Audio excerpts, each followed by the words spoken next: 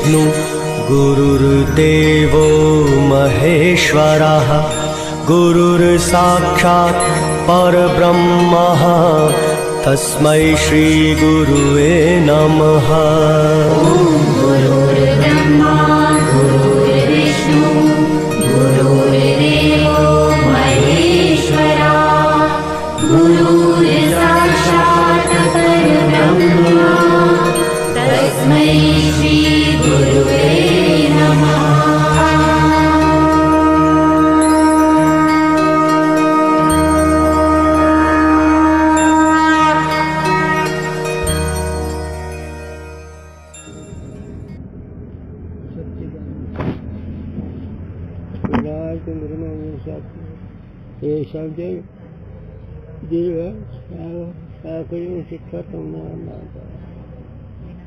ज्ञान प्रसाद पुरुषोत्तम भगवान सुरंगनाथ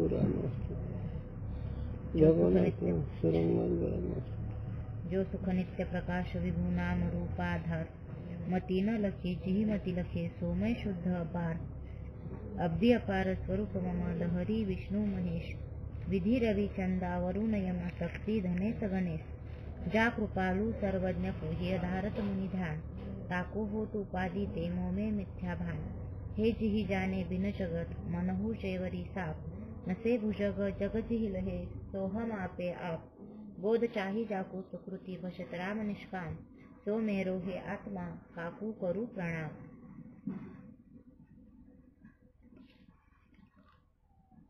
योग त्याच्या देशामध्येचे हे चालले साधना संयम आहार प्रत्याहार अहिंसा हे चालू आहे।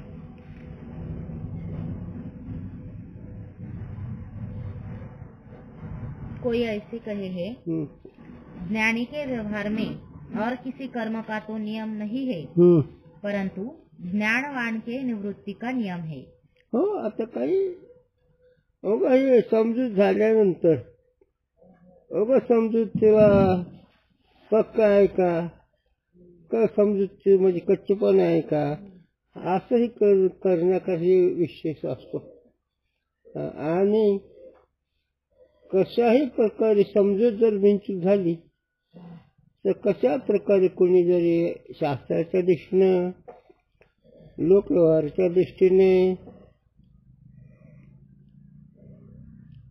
जरी विचार केला आरोप केला तरी त्याची समजूत बदलत नाही हा सिद्धांत लक्षात ठेवायचा। आता आपण जे काही विषय वाचतात त्याच्याबद्दल विषय असाच पूर्व प्रश्न केला काही नाही की ज्ञानी पुरुषाला कर्तव्य जरी नसलं काही तर स्वतः चिंतन तरी करता हेच की चला हा प्रवृत्ति होवे तो देह स्थिति के हेतु भिक्षा अशन कोपीन आच्छादन मात्र ग्रहण में प्रवृत्ति होवे है। मग चिंतन मग शरीराचं सगळं सामग्री लागलच आसन लागल छाती तुंबा लागल लंगोटी लागल तिकडे त्याची वृत्ती जाईलच की अन्य प्रवृत्ति होवे नहीं दुसरी जरी त्याची प्रवृत्ती नसेल होत तरी काहे ते ज्ञान की उत्पत्ति से प्रथम जिज्ञासा काल में विषयन में दोष दृष्टि से वैराग्य होवे है। हाँ ज्ञानाच्या प्राप्तीच्या अगोदर ज्ञान होण्याच्या पूर्वी विषयाच्या ठिकाणी दोष दृष्टी असल्यामुळे तो विषयाकडे प्रवृत्त होत नाही। सो वैराग्य ज्ञान की उत्पत्ति से अनंतर भी दोष दृष्टि ते तथा विषयन में मिथ्या बुद्धि से होवे है।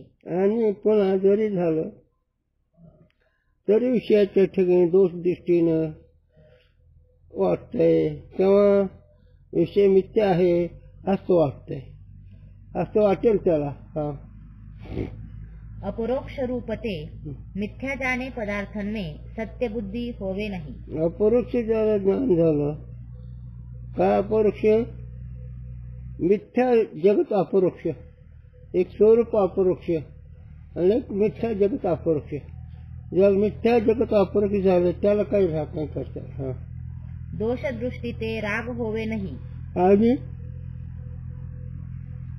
जोर दृष्टीनं त्याच्यावर प्रेम होत नाही मिथ्या झाल्यावर। हा और प्रवृत्ती रागते होवे हे. आणि त्याच्याकडे प्रवृत्ती होते ते प्रेमाने होते. राग या शब्दाचा प्रेम घ्यायचा.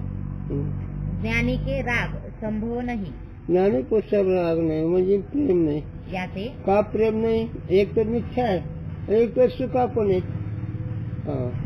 याते प्रवृत्ती होवे नाही. म्हणून त्याची प्रवृत्ती होत नाही. होत नाही. कसं कर विषयाकडे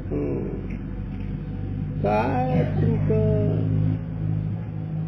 काय खरं आहे एवढंच. झेपल न झेपल आपलं भूमिकेचा प्रश्न आहे, पण हे खरं आहे मात्र. आणि हे कळण्याकरता अज्ञान महाराजांनी 18 अध्यायामध्ये आद्याची संगती सांगताना काय गोड चिंतन सांगितलं. खूप खूप खूप गोड चिंतन सांगितलं. याचा हाच विषय सांगितलं तिथं. पहिले सहाध्य काय, दुसरे सहाध्य काय, पुन्हा 3 अध्याय काय त्यांनी सांगितलं. नेहमी सांगितलं असं गुरूंचं चिंतन. चला. शरीर निर्वाहक भोजनादिकन में प्रवृत्ति तो रागते विना प्रारब्ध कर्म ते संभवे हे. आता जेवण खावण ही जी त्याची प्रवृत्ती तिची राग म्हणजे प्रेम वाचन कर्म अनुसार होते. अदृष्टांत कर्म 3 प्रकार के है. हो. संचित, आगामी और प्रारब्ध. कर्म 3 प्रकार आहे. संचित, आगामी पुढे होणार आणि वर्तमान काल प्रारब्ध. संचित म्हणजे साठा. भूत शरीरन में किए कर्म फलारंभ रहित संचित कहिए है. गेलेल्या जन्मामध्ये जे केलेलं कर्म ते कर्म कसं आहे? संचित आहे. भविष्यात कर्म आगामी कहिए है. आणि पुढे जे करायचं त्याला आगामी म्हणावं. भूत शरीरन में किया वर्तमान शरीर का हेतु कर्म प्रारब्ध कहिए है. आणि मागच्या जन्मात भूत म्हणजे मागल्या जन्मात केलेलं जे कर्म ते कर्म वर्तमान काळामध्ये जे भोग देणार आहे त्याला प्रारब्ध म्हणावं. 3 में संचित कर्म का ज्ञानते नाश होवे हे. त्याच्यामध्ये अज्ञानरूपी संचित कर्म त्याच्या ज्ञानाने निवृत्ती झाली. ज्ञानवान को आत्मा में कर्तृत्व भ्रांती नहीं. ज्ञानी पुरुषाला मी आत्मा सच्चिदानंद बिनचूक कळल्यामुळे त्याला काही कर्तृत्वाची भ्रांती नाही. बाकी कर्मठ, उपासक, विद्वान, पंडित, ज्ञानी, शब्दज्ञानी हे सगळे कर्तव्य भ्रांतीत गुंतलेत. त्याने कर्तव्य नाही. बिनचूक आत्मा अनुभव आलेला महात्मा एकच निर्णय गुरुजींचा झाला. आजोज कसरी विराळला नाही. बाकी कोणी साधक असते, कोणी भक्त असते, कोणी कसे असते.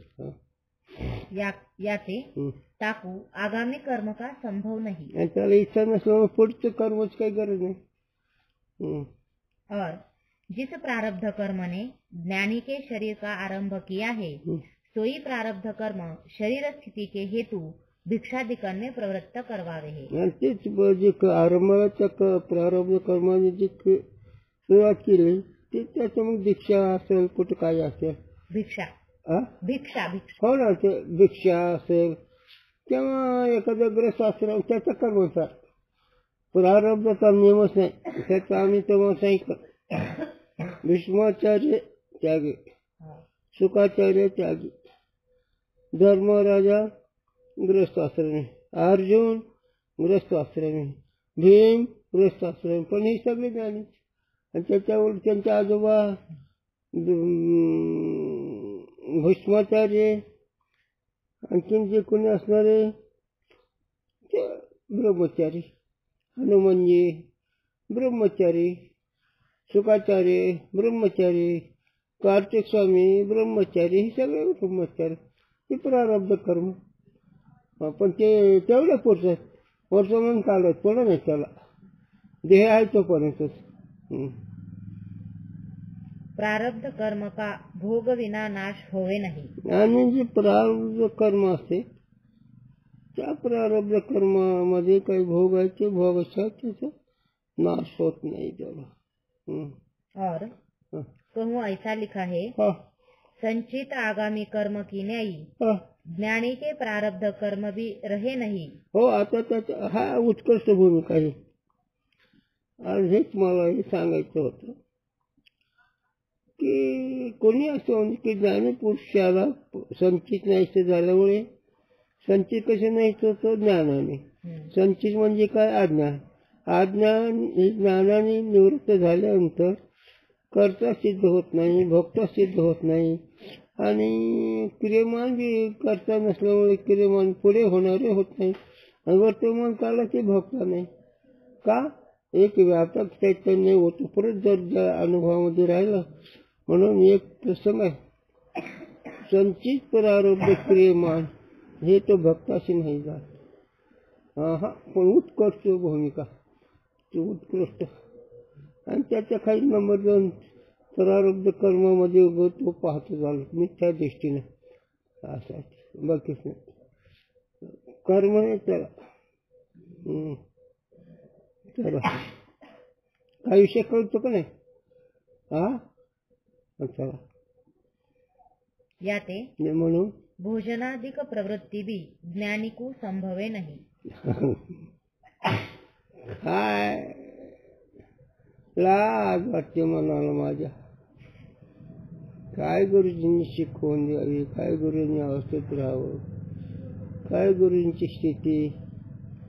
आम्ही महापापी मागं राहिलो झाला, त्यासाठी चांडाळ आम्ही काय करावं.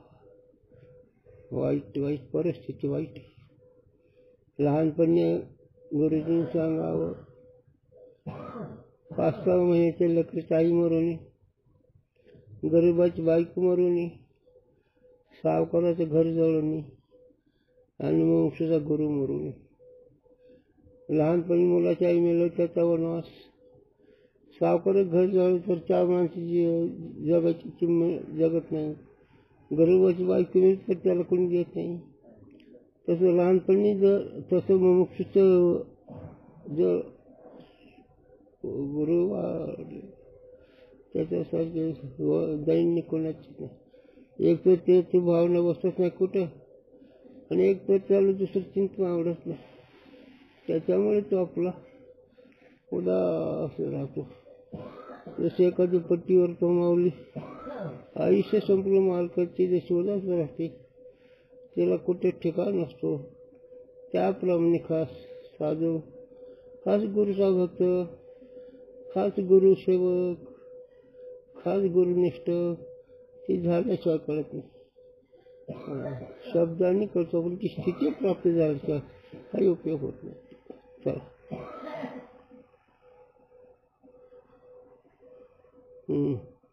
का यह अभिप्राय है, ज्ञानी की दृष्टि से आत्मा में कर्म और ताके फल का संबंध नहीं. त्याचा एकच तात्पर्य आहे की ज्ञानी पुरुषाच्या दृष्टीनं आत्मस्वरूपाच्या ठिकाणी कोणतंच कर्म नाही, आणि त्याचं फलही नाही. त्याला जीवाला कर्म आहे, फल आहे, आणि आत्मस्वरूपाच्या ठिकाणी कर्म नाही तर फल कुठलं?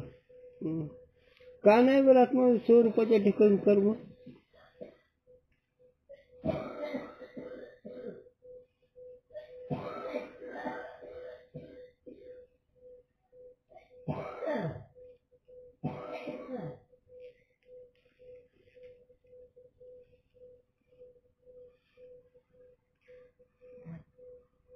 वासना नाही.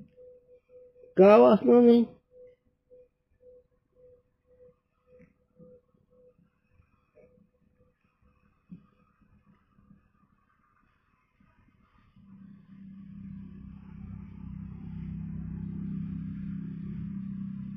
अज्ञान नाहीच झालं. अज्ञान नाहीच झालं म्हणून. अज्ञान नाहीच झालं काय? कसा अनुभव आला? अज्ञान नाही हे काय कळलं तुम्हाला? कशा रीतीनं? मी सच्चिदानंद स्वरूप. मग ही पहिलं उत्तर पाहिजे होतं. कारण एकदा सच्चिदानंद कळलं काहीच नाही. ठीक आहे, चांगलं आहे, करीत चला. मग आता लग्न केलं पाहिजे का नको? हा प्रपंच केला पाहिजे का नको?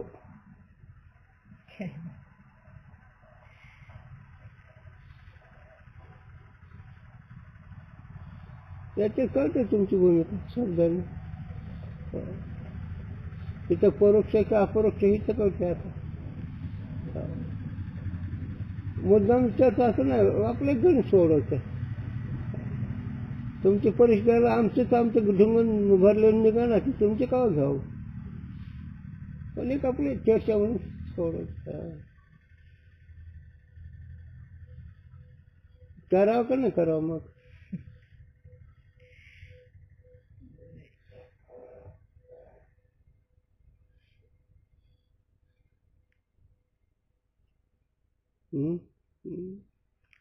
बोला काय आता काय त्याला काय हे ऐकतं काय? त्या काय फाशी द्यायची का काय एखादं इंद्रपद मिळायचं काहीच नाही. आपलं गणित सोडवायचं.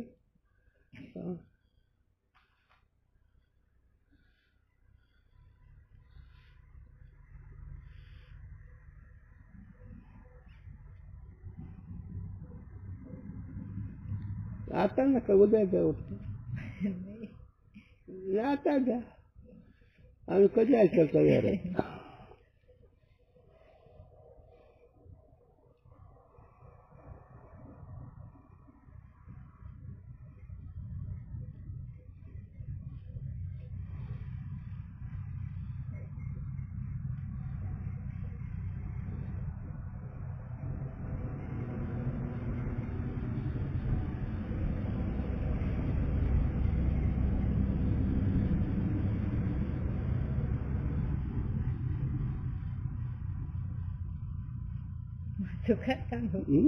वाचू का म्हणलं नाही वाचतात तरी, पण मी जे बोलू त्याचा काय विचार.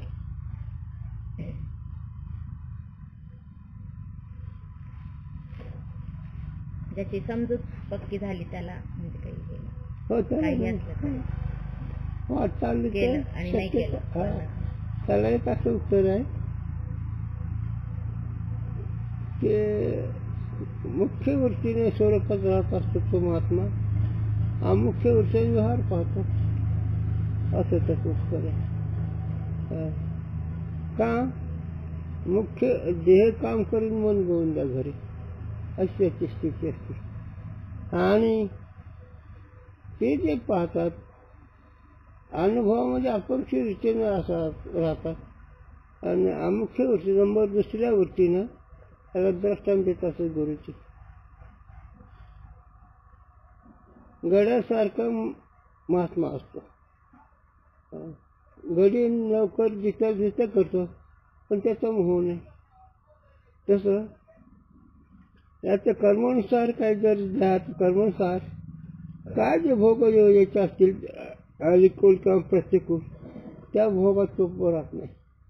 ते कसं तुकोवर फावले ज्या करू चेष्टा निश्चय द्रष्टा बसून जी काही आयुष्याची उर्वरित आहे त्या उर्वरित आयुष्यामध्ये जी काही चेष्टा जी क्रिया होतात आम्ही निश्चय द्रष्टा बसून त्याचा व्यवहार पाहतो. साक्षीने झालो गुणाचा देखना, तो साक्षी रूपाने व्यवहार पाहतो.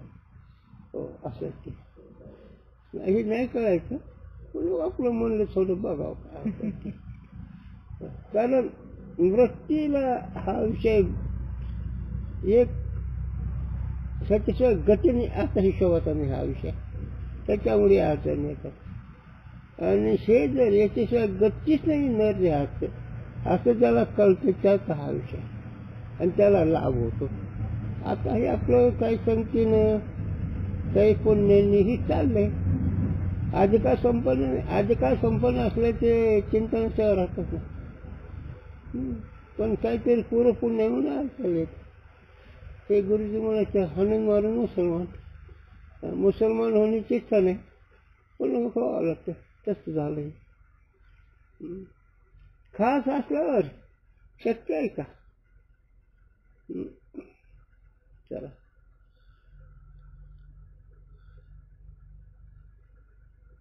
वाच.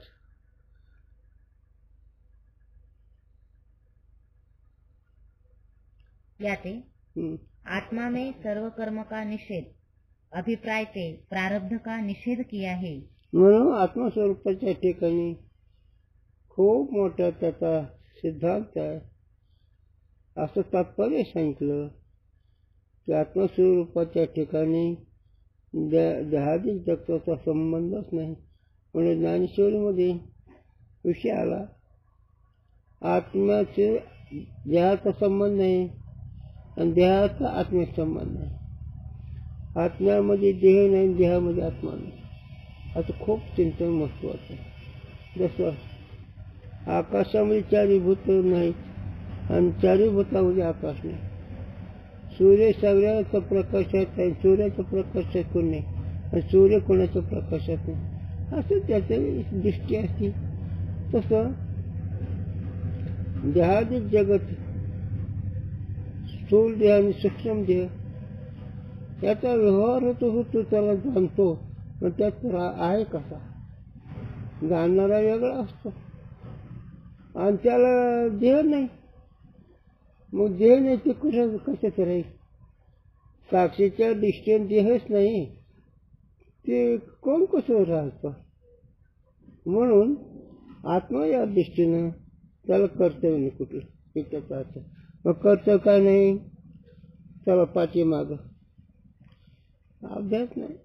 पाठीमाग आग्रह स्वप्न, वैकुंठ पाहिलं, कैलास पाहिलं, सप्त भंडारी पाहिले, नदी नाल्या पाहिल्या, समाज पाहिला, नरक पाहिला, हे सगळं स्वप्न.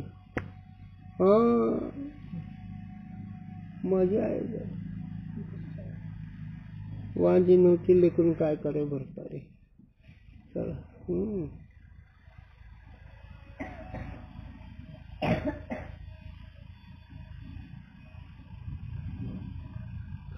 और ज्ञानते पूर्वकीय प्रारब्ध का ज्ञानी के शरीर को भोग होवे नहीं. ज्ञानाच्या पूर्वी ज्ञानाला शरीराचा भोग होत नाही का. केव्हाही आत्मा असंग आहे म्हणून. कळल्यावर वेगळं, पण न कळतं तो असंगच आहे. पण न कळणं इतकं तुम्हाला इकडे आणून टाकलं की त्याच्यामुळे ते. पण ज्या काळी तुम्हाला तुमचं स्वरूप कळत त्या काळी तो वेगळा आहे. त्याला उदाहरण देतो. ताप आल्यावर साखर कडू लागते, दूध कडू लागते.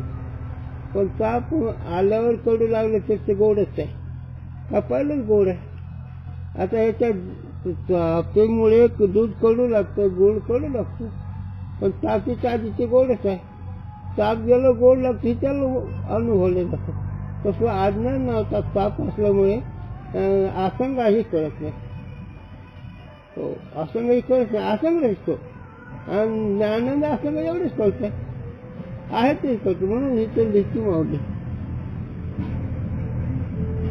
मी तरी कसा मुखापासून सांगितलं माऊलीहून तर अरे सगळ्याला कसं आहे, जसं सगळ्याला सूर्य समोर आहे त्याप्रमाणे सगळ्याला आत्मा प्रत्यक्ष आहे.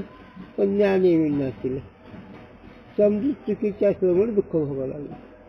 मग ज्या काळी समजूत चुकीची असली तर दुःख म्हणून आलं, आत्म्याला नाही. चला. इस अभिप्राय ते प्रारब्ध का निषेध नहीं. अशा रीतीनं मध्यम लोकांकरता प्रारब्धचा निषेध नाही.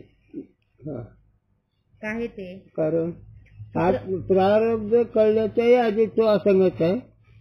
प्रारब्ध कळलं तर तो असंगत आहे. पण कळल्यावर प्रारब्धचा भोग त्याला परिणाम करत नाही. सूत्रकार ने यह लिखा है, ज्ञानी के संचित कर्म का ज्ञानते नाश होवे है, आगामी का संबंध होवे नहीं, प्रारब्ध का भोगते नाश होवे है. आता सूत्रकार म्हणजे व्यास त्याने असं लिहिलं की ज्ञानी पुरुषाला संचिताचा नाश झाला म्हणजे अज्ञान नाहीच झालं, पुढे क्रियमान होत नाही, मिथ्या ठरलं. वर्तमान काळात जे प्रारब्ध आहे ते भोगून संपवत आहे असं त्यांचं म्हणणं आहे. याते प्रारब्ध के बल ते शरीर निर्वाहक क्रिया ज्ञानी की होवे हे. म्हणून प्रारब्धाच्या संबंधाने प्रारब्धाच्या शक्तीने क्रिया होती त्या पुरुषाची ज्ञानी महात्म्याची. परंतु कर्म नाना प्रकारचे हे. आता मात्र ते कर्म त्याचे कर्माचे प्रकार प्रारब्ध वेगळे वेगळे आहे. त्याला ज्ञानी पुरुषाचे प्रारब्ध कर्म वेगळे वेगळे आहेत. त्याला आमचे गुरुजींनी सांगावं. तुकोबरायचं कर्म कनिष्ठ दलित, नातरायचं कर्म जहागीरदार, त्यांचे दररोज ब्राह्मण तुपा पोळ्याची जेवायला, यांच्या इथं भिक्षू काढतो वाड्याला नाही, पण दोन्ही मुक्तच. मग प्रारब्धाचा वेगळेपणा आहे का अनुभव वेगळा आहे. त्याला गुरुजी सांगायचे शंकराची पार्वती, विष्णूची लक्ष्मी, ब्रह्मदेवाची सावित्री आणि तुमची एका गरीबाची पत्नी हे कुंकू लावण्यामध्ये सारखाच, कुंकाचा अधिकार यांना सारखाच, पण तपाचं वैभव वेगळं. तप वेगळं वेगळं आहे का नाही. म्हणजे प्रारब्ध वेगळं आहे का नाही. असं ज्ञानी पुरुषाचं बरं का. अज्ञानाला काय सगळं दुःख भोगावं लागतं. न कळल्यामुळे जन्म मरण सुख दुःख कर्म पाप पुण्य सगळं भोगावं लागतं. जोपर्यंत स्वरूपाची ओळख नाही तोपर्यंत सगळं भोगावं लागेल त्याला. कुत्र्याच्या जन्माला जावं लागेल, हत्तीच्या जन्माला जावं लागेल, देव लोकाला जावं लागेल, माणसाच्या लोकाला जावं लागेल. आज्ञा नाही पण ते सगळं राहणार. आणि अज्ञान नाही तर झालं की मग काही नाही. आणि अज्ञान म्हणजे आपल्या स्वरूपाची ओळख होणं हे अज्ञान नाही ते झालं पाहिजे. देव भेटून नाही जमत, देव कळावा लागतो. न भेटणाऱ्यापेक्षा भेटतो पण एवढेच भागत नाही. देव कळावा लागतो. कळे की न कळे, ओळे की न ओळे, गुरुजी कळावा लागतो. पण सगुणी भक्ता, पण सगुणाची भक्ती करावी. निर्गुणाचा अनुभव घ्यावा लागतो. निर्गुणाचा अनुभव घेतला म्हणजे त्याचं काम पूर्ण होतं. सगुणाची भक्ती केली म्हणजे माणूस पवित्र आणि स्थिर होतो. हे काय काहीच करत नाही. विषय प्रमाण काहीच करत नाही. आणि कर्म स्पर्शकाच्या अभिमानातच गेले. खास नामदेवरायासारखा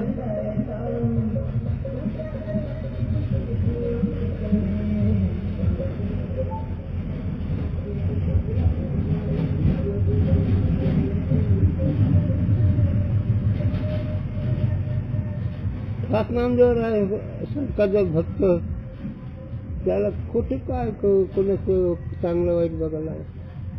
हे नुसते आम्ही भक्त म्हणायचे आणि हलक्या विचाराचे लोक चिट्टे का लोक चिंतातच राहायचं. हे कोरडे ब्रह्मज्ञानी शे वेदांती हे नुसते सत्वगुणाचा आगमन. खास झालं सगुणाचं दर्शन झालं त्याला ही मन आठवतच नाही. कारण त्या प्रेमामध्ये सगुण भक्तीच्या प्रेमामध्ये रंगलं आहे. त्याला काय नाही दिसत. ते नुसतं साधनाचा अभिमान असतो आणि साधनाचा अभिमानामुळे मग वस्तू कळत नसते. मग काहीतरी बोलायचं आकडे झालं. चला कर्म नाना प्रकारचे हे. आता प्रारब्धाचा विचार चालला. प्रारब्ध जे असणारे ज्ञान वाचण्याचे वेगळे वेगळे आहेत. जहाँ एक कर्म नाना शरीर का आरंभक होवे, ऐसे कर्म ते रचित प्रथम शरीर में जाकू ज्ञान होवे, तहाँ ज्ञानवान को अन्य शरीर की प्राप्ति हुई चाहिए. आता असे काही कर्म आहे सूक्ष्म विषय. एक एक कर्म अनेक जन्माचं कारण होत आहे. मग पहिला ज्या जर ज्ञान झालं तर असंच कर्म अनेक जन्म देऊ शकेल असा एक पूर्व पक्ष आहे, शंका आहे. पण ज्ञान झालं की जगच राहत नाही, ते दुसरा जग कुठं राहिला? पण ते पुढे आल्यावर सांगू. कहते फल का जाने आरंभ किया है सो प्रारब्ध कहिए है. जे फल म्हणजे जे भोगाला कर्म आहे ते प्रारब्ध आहे, त्याला फल म्हणावं. हा, ताका भोग विना नाश होवे नाही. त्याचा भोगाशिवाय नाश होत नाही. मग कोणाला 3 जन्माचं प्रारब्ध आहे, कोणाला 100 जन्माचं प्रारब्ध आहे, असा एक पूर्व पक्ष आहे. म्हणजे गुरुजी सांगावं, सिद्धांत बळकट होण्याकरता ही सगळी जास्त विचारायची झाली. हलवण्या खुंट्या बळकट करावा. आता पहिल्याचे होतं, आता पहिले जाते होते दळायचे, ते खुंट्या ठोकून बसायचं, पुन्हा असं हलवायचं, नाही हलवून तो पक्का व्हायचा. तसं सिद्धांत पक्का होण्याकरता अनेक शास्त्र त्याला हलवतात. ते नाही हल्लं म्हणजे पक्का झाला. पण माणूस काय झालं, स्थितीवर राहत नाही, एखादा गुरुजी सारखा राहतो झालं. बाकीचे शिकलेले असतात, मग पळवाटा काढतात. आमचं कर्मच असं आहे, हे असंच करायचं, ते तसं करायचं, हे असं करायचं. एक असा माणूस होता कृष्णा वरुटे, विष्णुबुवाच्या गावाला, नवळ मूर्ख होता. ते काय कोणा बोललेच नसतं, जरा पाठ आमच्याकडे आली सॉरी, आम्ही आपलं गोड बोल हाकलून काही वेळेस. पुन्हा जेव्हा एकदा नंबर घेतला, कृष्णा बाबा आज तुमच्या प्रारब्धाचं असं मला वाटतंय, माझ्या हातात घासल्याचे डबे येणार आहेत, ते तुम्हाला ओचायचं आणि ते फुकून द्यायचं, ही तुमचं प्रारब्ध. या म्हणलं असं कसं असतं, नालाय का म्हणलं, लाग वाटत आहे तर असं असतं. लोकांना आडवं तिडं बस लाग वाटेल पाहिजे तुला, तो प्रारब्ध घ्यायचं समज आहे ना, घासल्याचे डबे होते देतो फुकून तुला, पुन्हा कुठं व्हावं लागलं. तसं नसतं ती समजूत काय नाही सांगायचं कंटाळा येतो. खरी समजूत झाल्यावर त्याला गुरु दृष्टांत दिला. ज्ञानेश्वरमध्ये जन्म जाते आई, काळी बेंद्री, फारोळ्या दाताची, गारोळ्या डोळ्याची, आणि दुसरी एक बाईची रंबासारखी, त्याला कोणती आवडेल?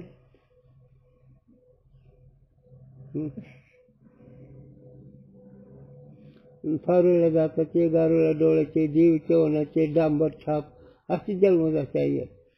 एक गोरी पान गोमटी, देखणी, सौंदर्यशील आहे, ते कोणती आवडेल? हा, शेवी सांगाल काय, तेवढं तोंड नाही का, ग्रसन काय नाही.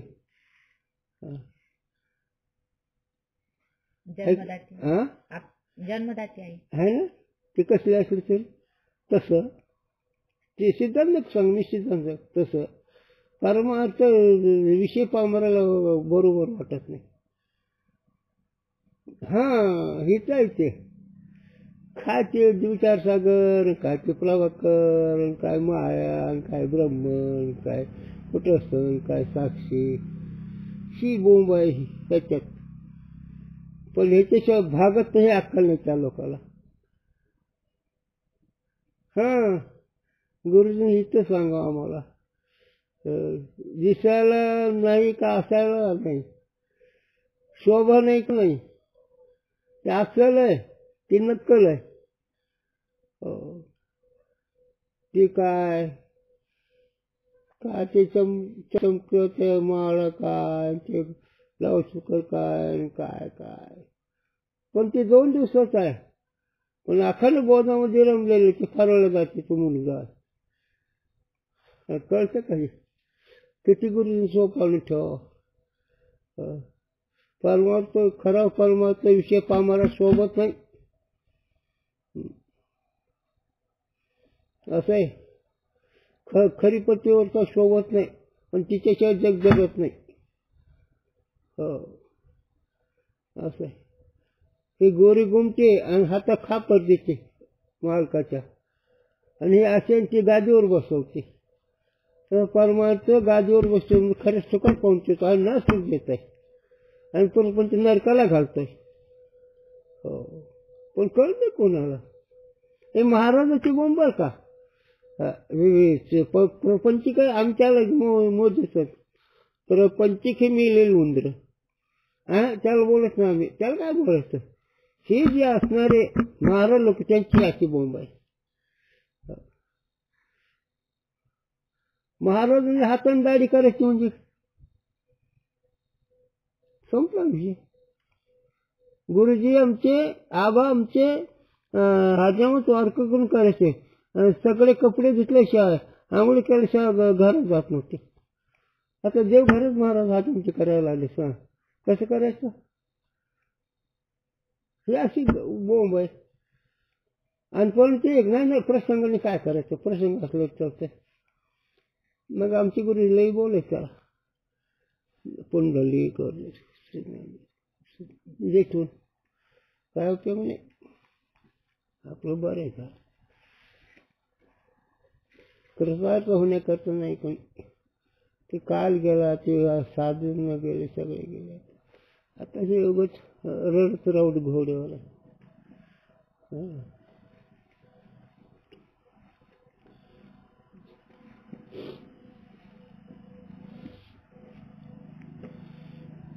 काय सांग, मिळवलं सुख होतात, नाही मिळवलं तर दुःख बघत राहतात. त्याच्या दोनच पर्याय आहेत. मिळालं तर खरं सुखात राहून जातात, नाही मिळालं तर दुःखाशिवाय गतीच नाही.